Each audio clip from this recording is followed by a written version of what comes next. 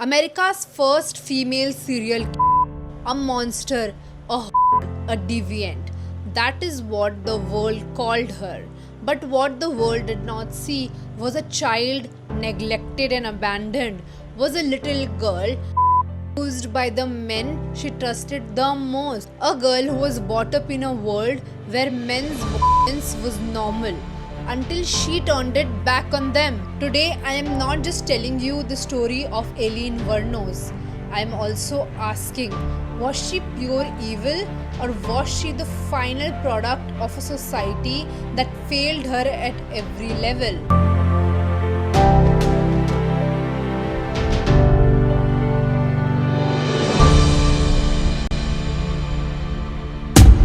So our story starts with a weird and illegal teen marriage.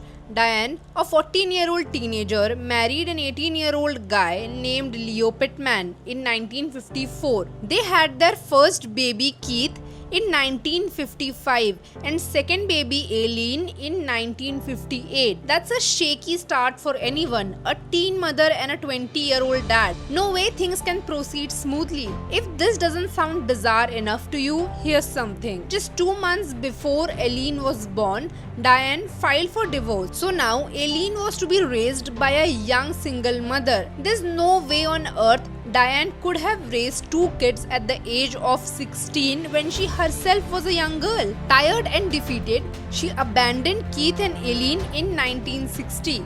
And they were now the responsibility of Laurie and Britta, who were Diane's parents. If this was overwhelming for you, I would recommend you go grab a glass of water and take a deep breath before listening ahead, because you will not like that. Leo Pittman, Aileen's father, who had already done something he shouldn't have, which is of course marrying a young girl, went a bit too far this time. He kidnapped and raped a 7-year-old girl. He was then sentenced to life imprisonment.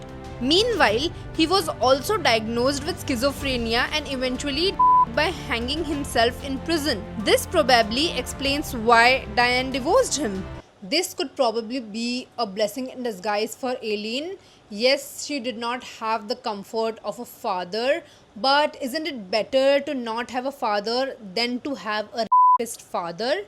One bad influence less, if you ask me. Anyway, coming back to Aileen now being the responsibility of her maternal grandparents, Laurie and Britta. Again, a slight question for you. How do you think Laurie and Britta were, seeing that they didn't care about their own daughter Diane? There is no reason to believe that they would be good caregivers to Aileen. Turns out, both of them were alcoholics. To Aileen's bad luck, they took the bad parents and caregivers label to the next level. The grandfather used to abuse Aileen sexually and physically. There is always more to come when it's about Aileen. Right at the start of her teenage life at 13, Aileen became pregnant. In the Nick Broomfield documentary, Aileen, Life and Death of a Aileen's friends mentioned that this was a result of a by an older local file. Also a claim that was reiterated in an interview with Broadley. The guy that her was like 60 years old and he loved all the kids, she said. Aileen was drunk and he had taken advantage of her and shit like that. So that's who she got pregnant by. By the age of 13, Aileen got in contact with 3 files. Her own father, her maternal grandfather and this local man. 2 of them who her. How often is that? Imagine what that little girl was going through. Things were bad for her from before she was even born, and they only accelerated when she was growing up. And what will a childhood like that lead to? A disturbing teenagehood. And what will a disturbing teenagehood lead to? A even more disturbed adulthood. It is widely said and believed that Aileen began engaging in sexual activities in school and her neighborhood in exchange for cigarettes, food, and loose change. According to some articles, she even engaged in sexual activities with her own brother, which I personally highly doubt. Almost every article that I read about her made her sound like some immoral to woman.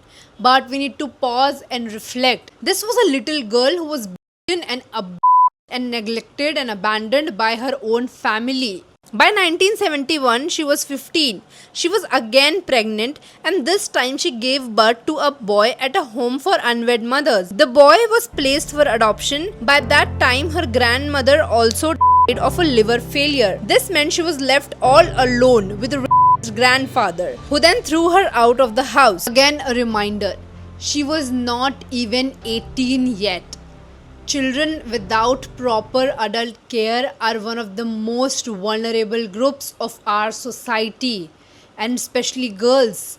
And also, in the case of Aileen, we know that she was beaten and from when she was very young. Now left with no choice, Aileen's last resort was the wood. She would support herself through prostitution. She slept in abandoned cars, at the homes or hotel rooms of her Johns on a good night, and often literally in the snow during the brutal Michigan winters. Around that time, she also made some friends, Dawn Botkins being one of them. Dawn was later interviewed by The Vice, in which she shared the story of their friendship. Dawn said, "We became best friends when we were like 15. I was best friends with her sister, technically Aileen's aunt, and brother first. I didn't really know they had a sister. Well, I knew because I heard all the other kids talking about her, saying you don't even want to hang out with her because she's nothing but bad news. She's a because she had been labeled automatically. Nobody wanted her around or anything. It was horrible. Her brother and my brother were friends, so they were always at my house. They came over one day with Aileen and she said, "Do you want to go to the mall and have hot dog with me?" And I said, "I guess so." I had never hitchhiked before. I was worried about getting caught, but in those days you could. You would sneak into the horse race tracks, and she loved to do that. Finally, the time came. Aileen Wuornos was now 18 years old. After the roller coaster ride of mid-teens, which only went down by the way, Aileen Wuornos was now an adult. And now the world would see all her actions as conscious decisions, ripping her off from her dreadful past, as if her past has nothing to do with her present or future. From now on, no one would take into account her history. Soon after turning 18, Aileen Wuornos announced herself into the criminal world. She was arrested in Jefferson County, Colorado for driving under influence, disorderly conduct, and firing a .22 caliber pistol from a moving vehicle. You see why I was talking about the dreadful past? She was already labeled as a and a but now this new label of a criminal would only add to the burden. And it's not like she did not try to get rid of it.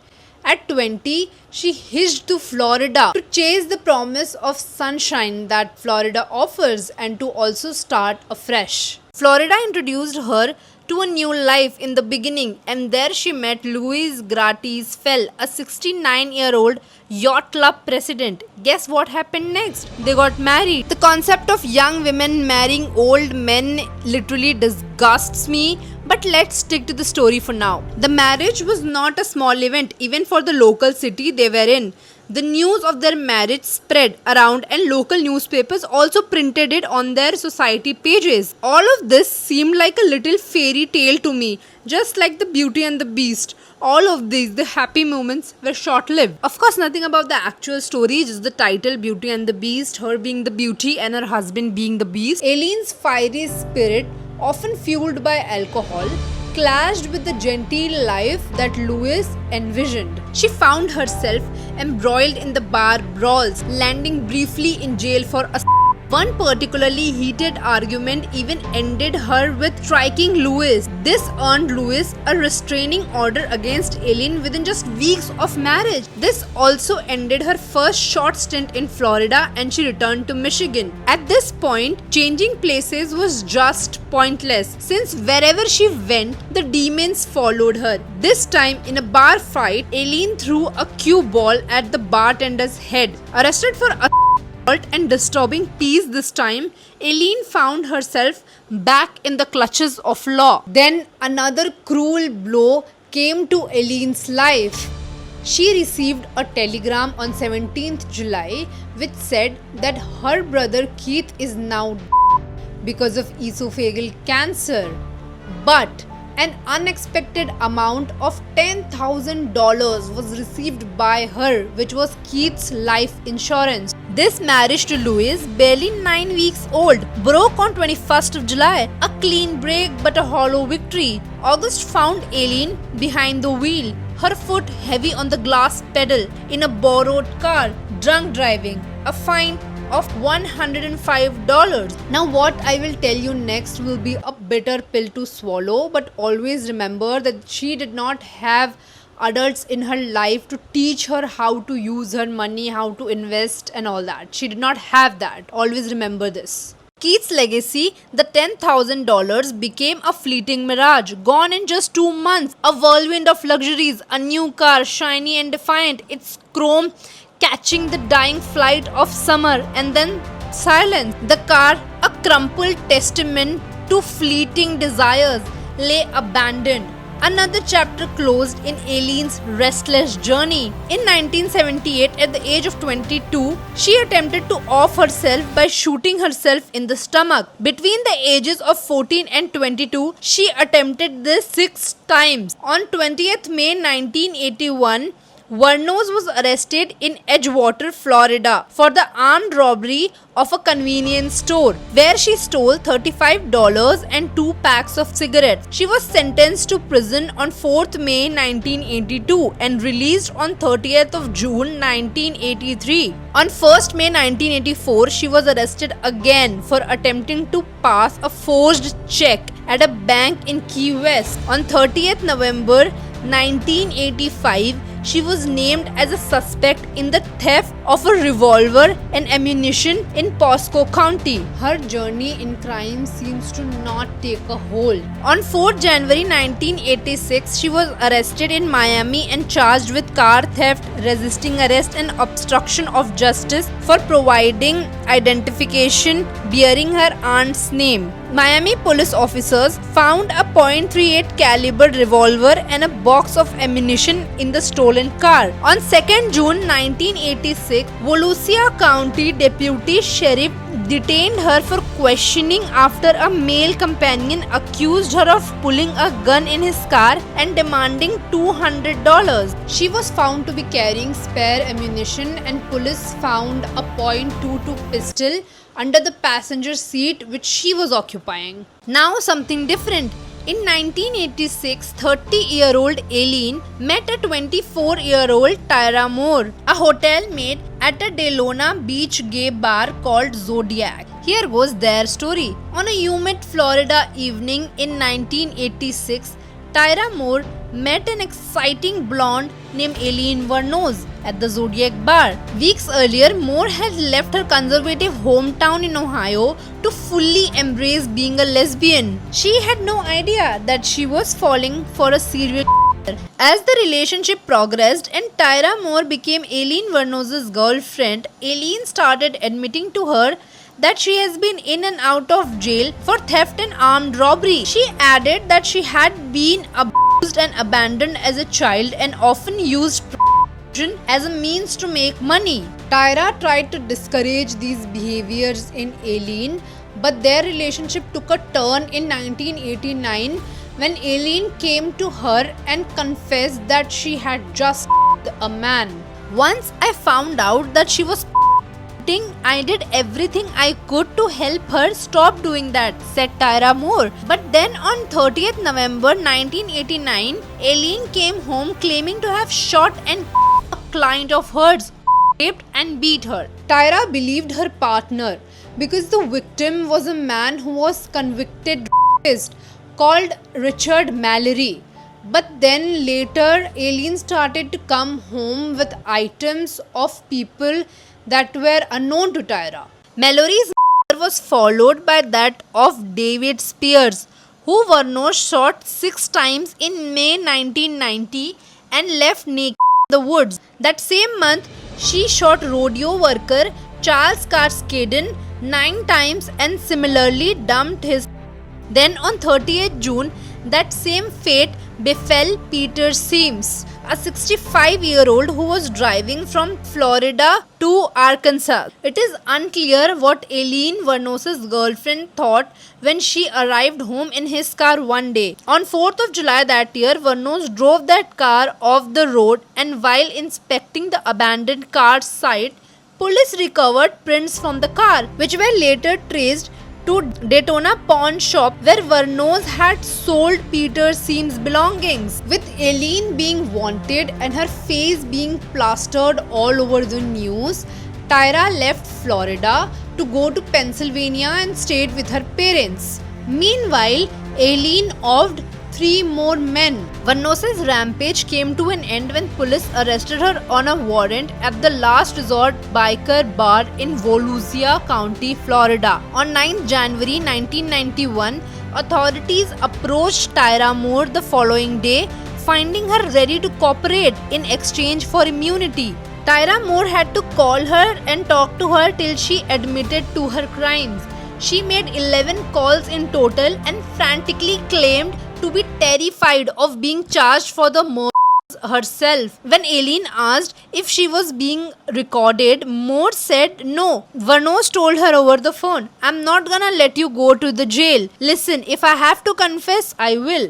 Aileen cracked. The woman she loved was in danger, and if all she had left was sacrifice, then she would give it. Over the phone, she confessed. She admitted to the believing she was protecting Tyra. In reality, she had signed her own warrant. When Aileen realized what had happened, that Tyra's tears were all a part of setup, when she realized that her own love was weaponized against her, she was furious. She said that everyone had used her. The cops, the lawyers, the media, and worst of all, Tyra. By the time she faced execution in 2002, Aileen was convinced that betrayal was the only constant in her life. Love had been a trick, family a wound, justice a lie, and her last betrayal, the one that cut the deepest, came not from an enemy but from the only person she thought she could trust. Her trial began on 13 January 1992. Tyra Moore became a star witness in the case. She took the stand on the 4th day of the trial and provided 75 minutes of testimony. It was the only second time since Aileen's arrest that the two had seen each other. She claimed that Wuornos had never mentioned Mallory having hurt her before she and that she appeared unharmed when she calmly recounted, "We were just sitting around watching TV and drinking a few beers," said Moore. "She seemed fine." Tyra left the court that day without even meeting Aileen's eyes. It was the last time they ever saw each other as the judge sentenced Wuornos' death. She was executed on 9th October 2002. I keep thinking about how Aileen was feeling in those 75 minutes when Tyra was giving her testimony, and how heartbroken and sad she must have felt, because yes, she offed so many people, I agree, but this is about your lover, someone you trusted so much, someone you thought you had a future with, standing there, who speaking against you like this. She must have felt so lonely. She confessed that she had these men because they had either or attempted to rape her.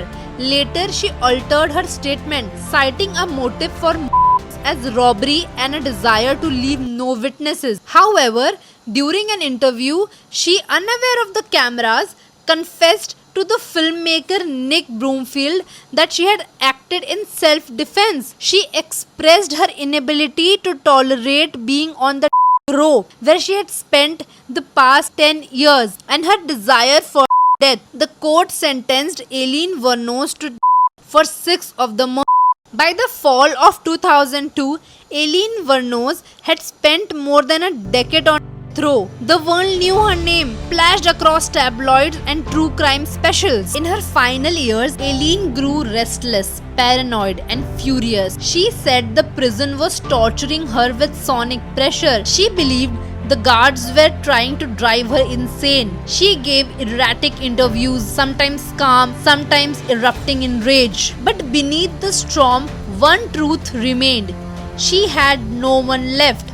Tyra was gone, her family was gone. Even the public defenders assigned to her were strangers she mistrusted. On 9th October 2002, authorities executed her by lethal injection after she had spent more than 10 years on the Florida throw. Can we call Aileen a monster? Because there are monsters and there are misrepresentations. People who off people are monsters. But can we compare her to men who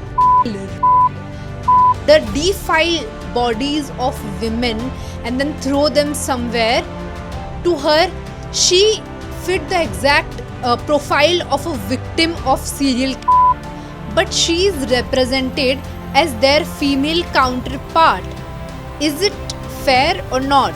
And above it all, they even made a movie and called her a monster. Aileen was terrorized by violent Johns and eventually lashed out in crazed defense, just like men do in wars when they are also afraid of getting or tortured, says psychologist Melissa Farley, who was involved in this case. The news coverage of Wuornos' trial completely omitted any mention of her tormented mental state. She was depicted as an avaricious deviant, seducing men and then gleefully murdering them before running off with their money and her lesbian lover. Wuornos, though, had been damaged and traumatized beyond measure by a lifetime of violence. She didn't have a rational understanding of her rights when she was arrested, and her inconsistent confessions were all the prosecution needed to bring a verdict. 3 detectives on the case, meanwhile,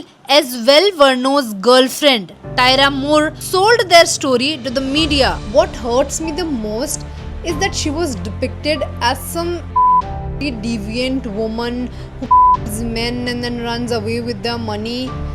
Definitely talk about the fact that she offed these men, but we don't have to talk about her as a woman because she was not. She was forced into it. She needed money, she needed things to survive, and that is why she had to do that. Why does no one think about the men who go to her, the men who go to women like her?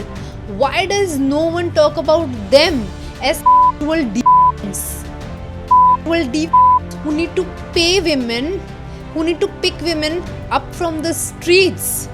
Why doesn't anyone call them deviants? Why these women who are so poor and vulnerable? The latest addition to this story library is a book by US feminist academic and psychologist Phyllis Chesler entitled Requiem for a Female Serial. Chesler was interested in Wuornos right from the get-go. After hearing that Wuornos was planning on pleading self-defense, she called her up, thinking she could help. As Chesler puts it, I wanted the jury to hear the truth about how dangerous the working life really is, how prostitutes are routinely infected with diseases, gang tortured and murdered, and that Aileen had been and beaten so many times that by now, if she was at all human, she would have to be permanently drunk and out of her mind. There are some invaluable insights from Aileen in this book, such as this extract from a letter she wrote to Chesler in February 1992 from her prison cell following her conviction. I am a female who has been and the male dominant world is laughing. They've succeeded to putting me in the chair to prove that men can and will do as they want to us women of America. All of our victims were white men from the ages of 40 to 65. All of them were Johns. All of them would crawl on highways looking for vulnerable women to exploit. They were by her and now they are the victims. But if she did not kill them, she would be the victim. Nick Broomfield, who has made a documentary on her, says people painted Aileen as a monster, which she is not. She is also not a serial killer. Aileen neither planned her crimes, stalked her victims, or took any pleasure from what she did. I believe that she was so brutalized by men during her life that her actions, however extreme, however hard to condone, were committed in self-defense. They could therefore be described as understandable. In a letter to her childhood friend Dawn in 1995, she wrote that there should be a nationwide self defense law for women. These are not the words of an insane person or a sexually fascistic serial killer. These are the words of someone desperately wanting to protect herself and others like her. Regardless, Chesler strips her of dignity and turns her into a tabloid fodder. There are countless other Aileens, abandoned, neglected, and abused as children, that grow into the type of women that these stick men prey upon. Their lives are disposable, and when they anyone barely even notices. But Aileen flipped this script.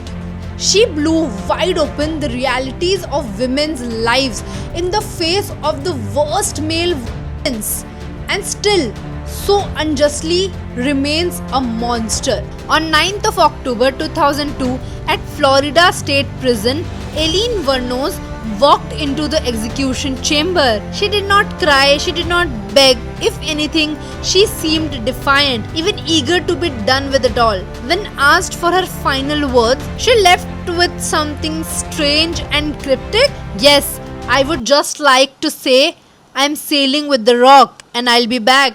Like Independence Day with Jesus. Big mothership and all. I'll be back. At 9:47 am, a lethal cocktail of chemicals was pushed into her veins. And just like that, within minutes, America's first female serial killer was. Some call it justice, others call it state sanctioned murder. But one thing is undeniable, that she was betrayed from when she was a child to her last breath. And till the end, she was utterly alone. And this breaks my heart. That's all for this story. Until next time, stay safe and keep questioning.